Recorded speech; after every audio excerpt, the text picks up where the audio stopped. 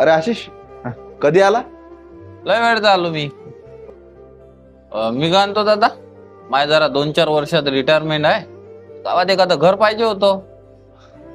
तुले कायले पाहिजे रे घर? तू तर शहरात राहतो ना. गावात येणं जाणं राहील तर पाहिजे नाही का मला घर? अरे मग हे आपलं घर आहे ना, येत जाय ना. नाही बरोबर आहे, तसंही मी तुला या घराबद्दल बोलणार होतो. माय काय म्हणणं आहे, तू मला हे घर देऊन दे. अरे मग मी कुठे जाऊ राहिले? काऊन गायवाळा आहे ना राहिले, तू त्या गायवाळ्यात राहायला जाय. अरे पण हे घर म्या बांधलं ना राजा. बांधलं त्या बरोबर आहे, पण जागा तर जुनीच होती. आता एवढ्या वर्षी त्या शेती केली तर म्या तुला काही म्हटलं काय की बा मला काही दे म्हणून? बरं बरं बा, वाद नको करू. तुला जे पाहिजे ते घेऊन घे. मी गायवाड्यात जातो राहिले. अरे आशिष, ये ना घरात.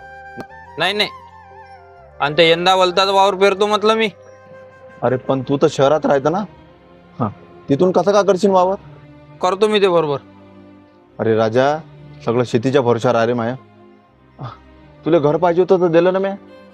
वाटलंच तर करोडबाबू वावर कर. नाही नाही, करोडो वावर तुम्ही पेरा, ते वलताच वावर मी पेरतो. तसंही तुम्ही त्याच्यात लय पीक काढलं, जरा यावर्षी मला काढू द्या.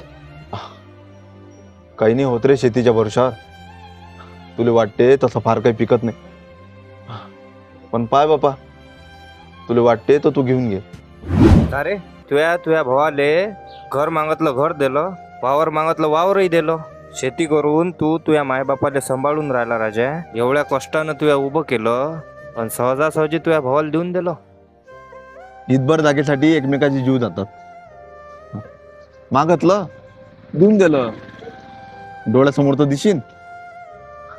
आणि शेवटी भाऊच आहे ना. आज न उद्या त्याच्या लक्षात येईनच. आणि अजूनही आपल्या मनगटात ताकद आहे ना, करू मेहनत. आणि मायबाप काय ओझ असतात काय? आपल्याला लहानाचं मोठं करताना त्याने हिशोब नाही पाहिला. आपण कायले पाव. खरंच लेका, असा जर मोठ्या मनाचा भाऊ जर प्रत्येकाला भेटला ना, तर भावाभावात भांडणच होणार नाही.